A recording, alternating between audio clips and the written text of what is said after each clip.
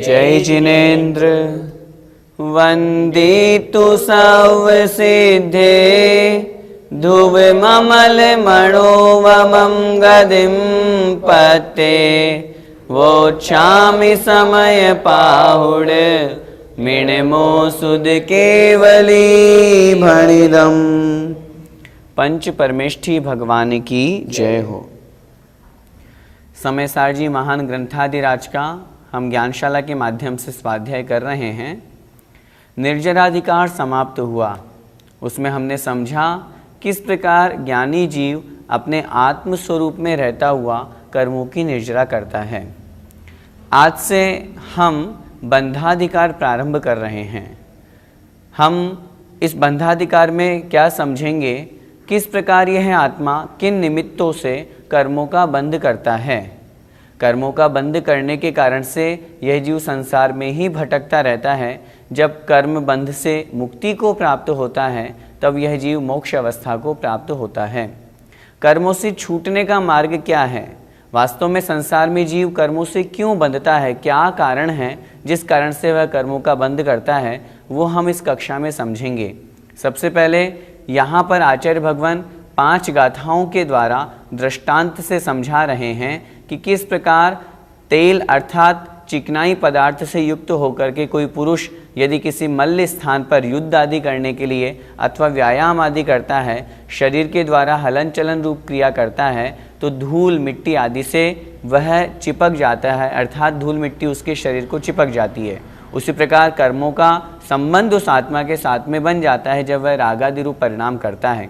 उदाहरण के माध्यम से आचार्य भगवान यहाँ पर समझा रहे हैं बहुत सरल भाषा में। आइए देखते हैं गाथा क्रमांक 252। जय नाम को विपुरिसो, जय नाम को विपुरिसो, नेह भत्तो दुरेणु बहुलम्मी, नेह भत्तो दुरेणु बहुलम्मी, ठाणं मिठाई दूणय, ठाणं मिठाई दूणय, करे दिसत्थे हि वायामम्, करे सत्ते वायामम्। बोलिए जय नाम को विपुरिसो, नेह भत्तो दुरेणु बहुलम्मी, ठाणं मिठाई दूणय, करे दिसत्थे हि वायामम्। जय नाम को विपुरिसो, नेह भत्तो दुरेणु बहुलम्मी, ठाणं मिठाई दूणय, करे दिसत्थे हि वायामम्। गाथा का अर्थ समझते हैं।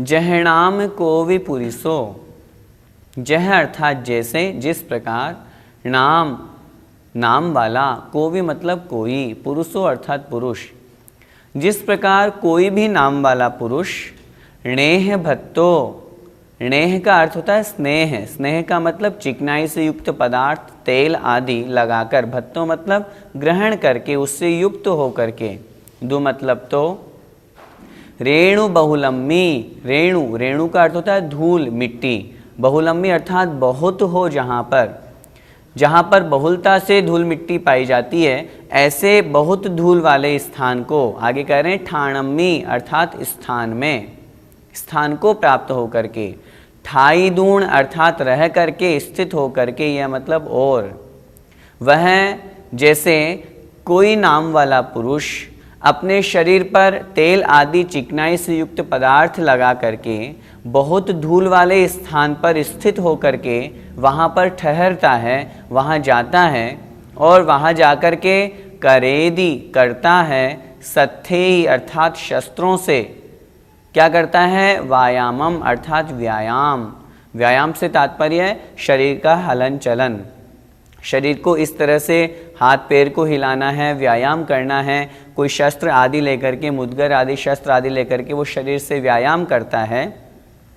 यहाँ पर आचार्य भगवान गाथा दे रहे हैं, दृष्टांत दे रहे हैं, लेकिन अगली गाथा में उस दृष्टांत को वो पूरा करेंगे, इसलिए इतना सा ही यहाँ पर इस गाथा में हमको समझना है।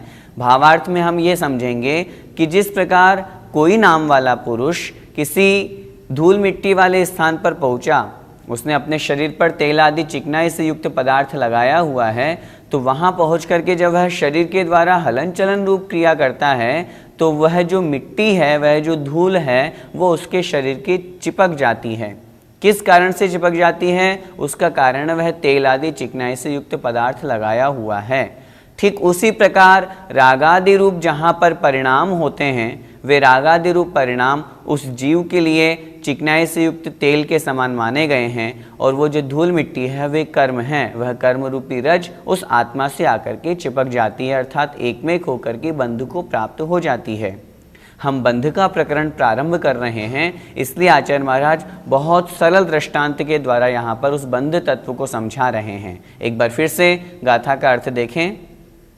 जहनाम कोवि पुरुषो, जह अर्थात जिस प्रकार, कोवि नाम पुरुषो कोई नाम वाला पुरुष मनुष्य, रेणु बहुलम्बी णेह भत्तो अर्थात बहुलता से युक्त जहाँ पर रेणु अर्थात धूल मिट्टी पाई जाती है, ऐसे णेह भत्तो ऐसे स्थान पर तेल आदि से चिकनाई से युक्त पदार्थ को ग्रहण करके अपने शरीर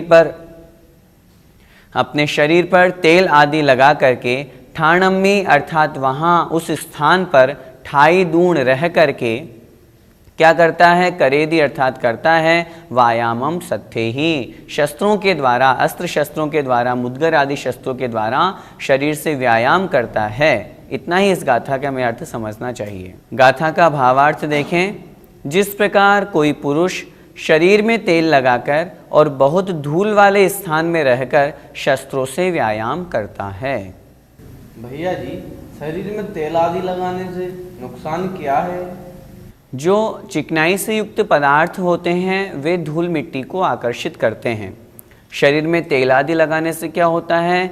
जो धूल मिट्टी के रज हैं, कण हैं, वो आकर्षित होकर के उस शरीर के साथ में चिपक जाते हैं। यहाँ ये आचार्य भगवान उदाहरण दे रहे हैं। इस दृष्टांत से हमें दृष्टांत की तरफ बढ़ना है। ठीक उसी प्रकार जब जीव राग आदि विभाव परिणाम करता है, राग द्वेष मद लोभ मोह, ये जितने भी कषाय रूप मोह रूप परिणाम हैं, इस तरह के भाव जब जीव करता है तो कर्म रूपी रज उन जीव के रागादि भाव रूपी तेल का निमित्त प्राप्त करके उस आत्मा से चिपक जाती है। अर्थात जीव के बंध होने में रागादि भाव कारण बनते हैं। राग द्वेषादि भाव के कारण से कर्म वर्गणाएं कर्म रूप में परिणत होकर के आत्मा से एकमेक संबंध को प्राप्त हो जाती है।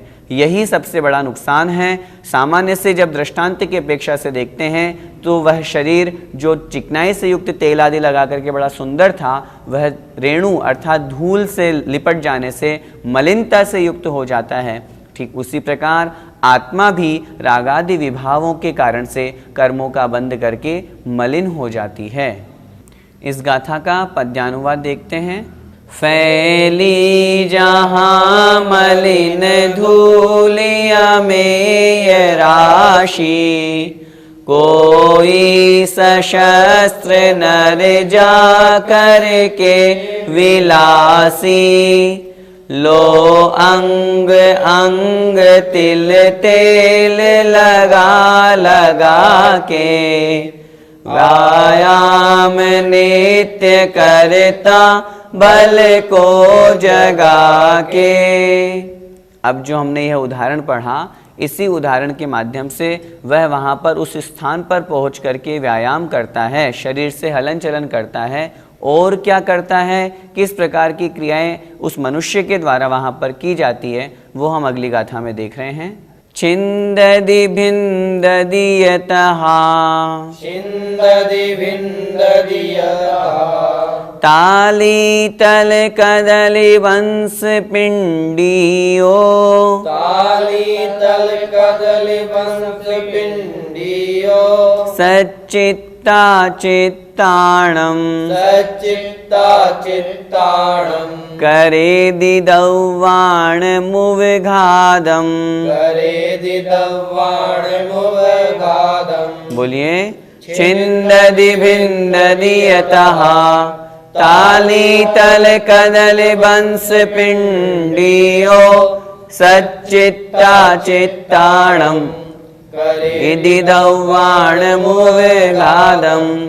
छिन्दति भिन्दति यतः तालीतल कदली बंस पिंडियो सच्चित्ता चित्ताणम करेदि दव्वाण मोहगादम। इस गाथा का अर्थ समझते हैं। छिन्दति भिन्दति यतः, हमने जो पहले गाथा पढ़ी उसमें क्या समझा था कि जिस प्रकार अपने शरीर पर तेल आदि से युक्त चिकनाई वाला पदार्थ लगा करके यदि कोई पुरुष, कोई मनुष्य बहुत धूल वाले स्थान पर पहुंचता है और वहां पहुंच करके व्यायाम करता है, और क्या करता है, छिन्दति अर्थात छेदता है, छेदन करता है, भेदति अर्थात भिन्दति अर्थात भेदता है, काटता है, छेदन करता है, छिन्न भिन्न करता है, यह मतलब और, तहाँ मतलब तथा।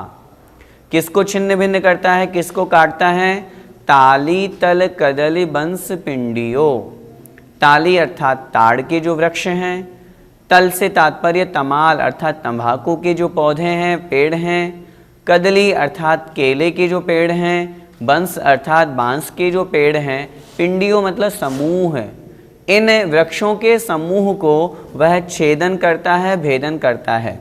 क्या मतलब, यहाँ पर आचार्य भगवान उदाहरण के द्वारा समझाना चाह रहे हैं कि जिस प्रकार वो वहाँ उस स्थान पर पहुँच गया और पहुँच करके शांति से बैठा ही नहीं, वह अपने शरीर के द्वारा अस्त्र शस्त्रों से व्यायाम भी कर रहा है। व्यायाम के साथ उन शस्त्रों के द्वारा, तलवार आदि अथवा कुल्हाड़ी आदि के द्वारा वह उन वृक्षों का छेदन भेदन भी कर रहा है।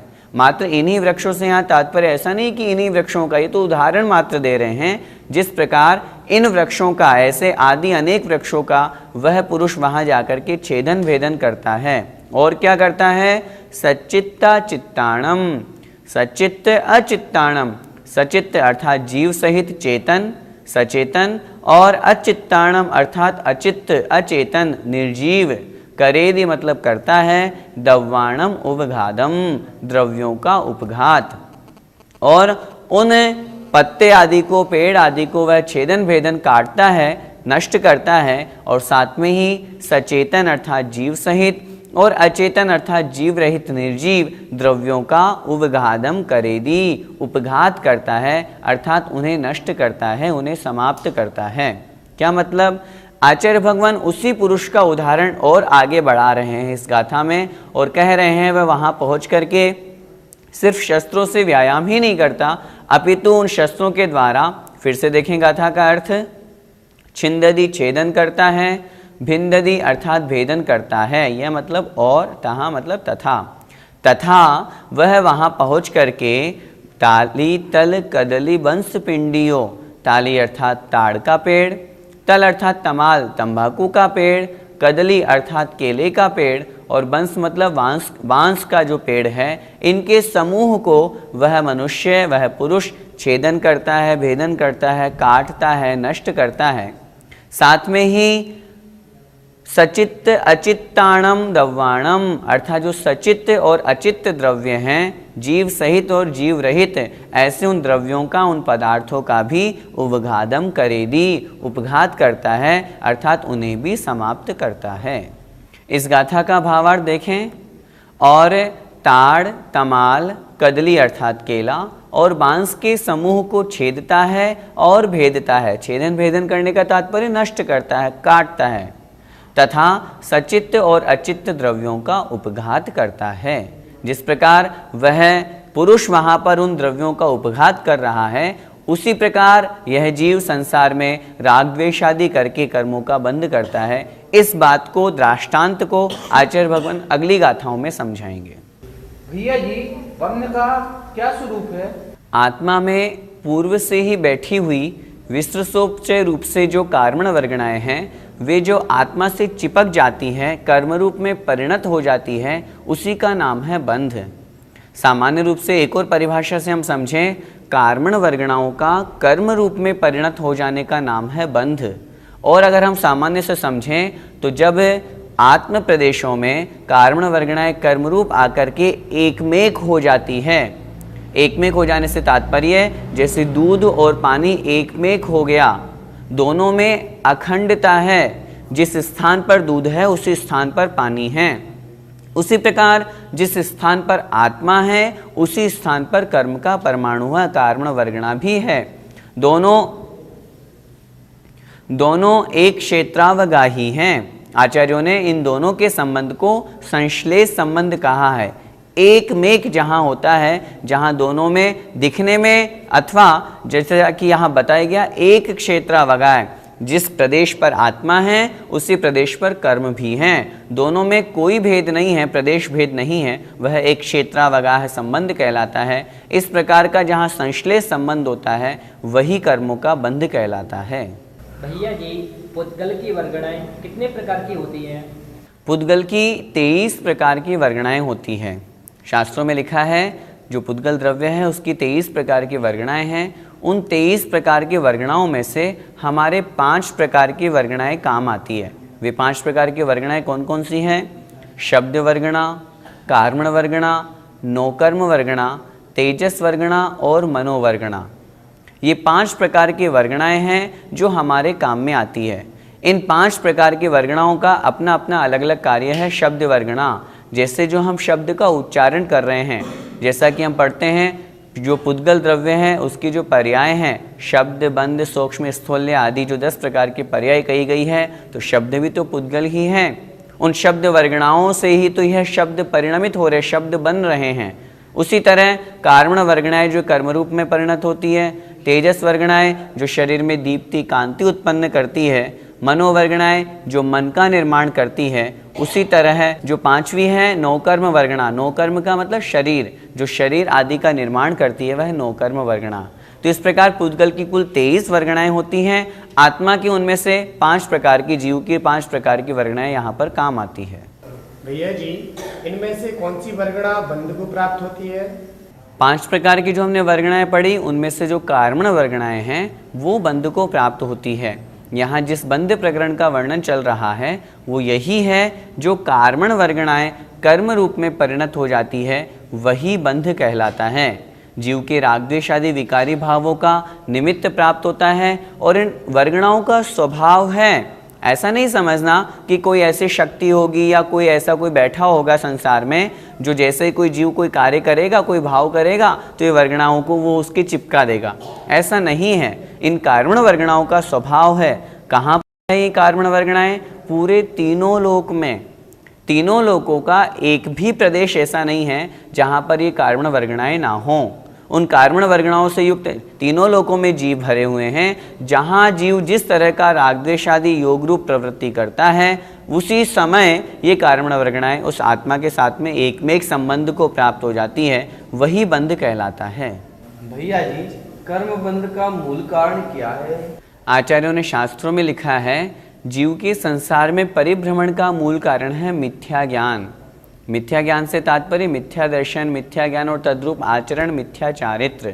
और उससे भी यदि हम कर्म बंध के कारण की बात करेंगे तो उसका मूल कारण है राग द्वेषादि विभाव रूप परिणाम। आत्मा का जो स्वभाव ज्ञाता दृष्टापन है, जानना देखना है, उस जानने देखने में जहाँ राग द्वेष आ जाता है वही जीव के लिए कर्मबंध का कारण बन जाता है। इसीलिए आचार्य श्री हमेशा कहते हैं जानो देखो बिगड़ो मत। बिगड़ो मत से तात्पर्य है राग द्वेष मत करो। आत्मा का स्वभाव जानना देखना है, हम क्यों राग द्वेष करते हैं। वास्तव में जहाँ पर राग है, जहाँ पर द्वेष है, जहाँ मोह है वही कर्म बंध है। हम थोड़ी सी चर्चा गुणस्थान की करें। 10वें गुणस्थान तक मोह है, वहाँ तक का जीव जो कर्मों का बंध कर रहा है, इसलिए उस जीव के कर्मों का बंध आश्रव, सांप्रदायिक आश्रव कहा, जो संसार का निमित्त बतलाया। वीतरागी जीव जब मोहनीय कर्म का अभाव कर देता है, समाप्त कर देता है, 11वें गुणस्थान से वीतराग अवस्था प्राप्त होती है, वहाँ राग द्वेष नहीं है, वहाँ मोह नहीं है, इसलिए वह जीव कर्मों का बंध तो कर रहा है। क्यों कर रहा है? क्योंकि वहाँ योग है, मन वचन काय इनकी चंचलता है, इनके निमित्त से आत्म प्रदेशों में परिस्पंदन हो रहा है।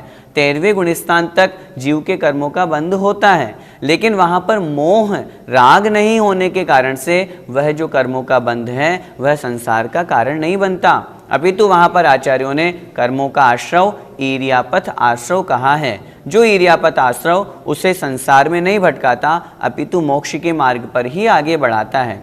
इसलिए संसार परिभ्रमण का और कर्म बंध का मूल कारण है राग द्वेष आदि विभाव, मोह आदि होना। जहाँ पर ये मोह मिथ्यात्व रूप भाव होंगे, जहाँ पर राग द्वेष आदि भाव होंगे, वहाँ पर जीव के निश्चित रूप से कर्मों का बंध होगा। उदाहरण में भी तो यही समझाया है। अगर कोई चिकनाई से युक्त तेल आदि शरीर के ऊपर पदार्थ लगाएगा तो निश्चित रूप से धूल मिट्टी तो आएगी ही आएगी, और यदि वह तेल आदि चिकनाई से युक्त पदार्थ नहीं लगाएगा तो फिर धूल मिट्टी क्यों चिपकेंगी उसके आकर के? धूल मिट्टी के चिपकने का कारण है तेल आदि से चिकनाई से युक्त पदार्थ। ठीक उसी प्रकार कर्म बंध का मूल कारण है राग द्वेष आदि रूप मिथ्या आदि जो मोह आदि परिणाम हैं, वे उस जीव के लिए कर्म बंध का कारण बनते हैं। भैया जी, यहाँ पर सचित तो अचित द्रव्यों का घात करता है, इससे क्या समझना है? यहाँ पर तो आचार्य भगवान उदाहरण दे रहे हैं। सचित द्रव्यों के घात से तात्पर्य है यदि कोई जीव सहित पदार्थों को वो घात कर रहा है, जैसे कोई वृक्ष आदि हैं जो सूखे नहीं हैं, गीले ही हैं, अभी उनमें एकेंद्रीय जीव हैं और उसके साथ में ही वहाँ पर हो सकते हैं त्रैश जीव वहाँ पर हों, उस अपेक्षा से सचित जीवों का घात, सचित द्रव्यों का घात कहा। और अचित्त द्रव्यों के घात से तात्पर्य है कोई सूखा बांस का पेड़ है, इस प्रकार कोई भी अचित्त पदार्थ है उनका वो घात कर रहा है। यहाँ तो ये दृष्टांत के माध्यम से समझा रहे हैं कि जिस प्रकार इन द्रव्यों का वो घात करता है, हाथ पैर आदि चलाता है, हलन चलन करता है, उस निमित्त से वहाँ पर धूल मिट्टी के कण उसके शरीर पर आकर के चिपक जाते हैं। उस उदाहरण से हमें क्या समझना है? आज की इस दोनों गाथाओं से हमें क्या समझना है? जिस प्रकार वह पुरुष तेल आदि से युक्त होकर के शरीर के ऊपर चिकनाई से युक्त पदार्थ लगा करके धूल मिट्टी के कण को आकर्षित करता है, वे मिट्टी के कण उसके चिपक जाते हैं। ठीक उसी प्रकार राग द्वेषादि जो विभाव परिणाम हैं उनके निमित्त से यह जीव कर्मों का आश्रय करता है, कर्मों का बंध करता है। इस प्रकार बंध के उदाहरण को आचार्य महाराज ने यहाँ पर समझाया। अगली कक्षा में हम इसी उदाहरण को आगे समझ करके किस प्रकार आत्मा के साथ में आचार्य भगवान ने इस सिद्धांत को, इस दृष्टांत को घटित किया है वो हम समझेंगे। इस गाथा का पद्यानुवाद पढ़ते हैं। स्वच्छंद हो सरस नीरस पादपों को, बांसो तमाल कदली तरु के दलों को, वो तोड़ तोड़ टुकड़े टुकड़े बनाता, आमूल तह कर उखाड़ उन्हें मिटाता। आमूलतः अर्थात जड़ से। इस प्रकार वह व्यायाम आदि करके शरीर के द्वारा हाथ पैर आदि चला करके इस प्रकार पादपों को उखाड़ता है, पेड़ पौधों को नष्ट करता है। वही बात यहाँ पर ग्रहण करना है। जय जिनेन्द्र। इस कार्यक्रम के पुण्यार्जक हैं मानव चंद, कमला देवी, राकेश कुमार नीतू, ऋषभ, सौम्या एवं Aayushi Musharraf, B123 Sethi colony Jaipur, Premchand, Vijay Laxmi Ajmera Jaipur, Ashok, Rajlakshmi Pandya Jaipur, Sunil, Renu Kasliwal Nai Delhi. Shri Parasnath re rolling mills limited, Durgapur 1, Vardhaman Paschim Bengal. Amita Jain, wife of Anil Kumar Jain, Sangeeta Jain, wife of Vipin Kumar Jain. Shri Satish Chandra Jain की पुण्यतिथि पर Shrimati Shobha Jain, doctor Piyush Jain, doctor Anjali Jain, doctor Shakti Jain, संयम जैन, कुमारी दिया जैन। श्री दिगंबर जैन महिला शास्त्र सभा, सूर्यनगर, गाजियाबाद।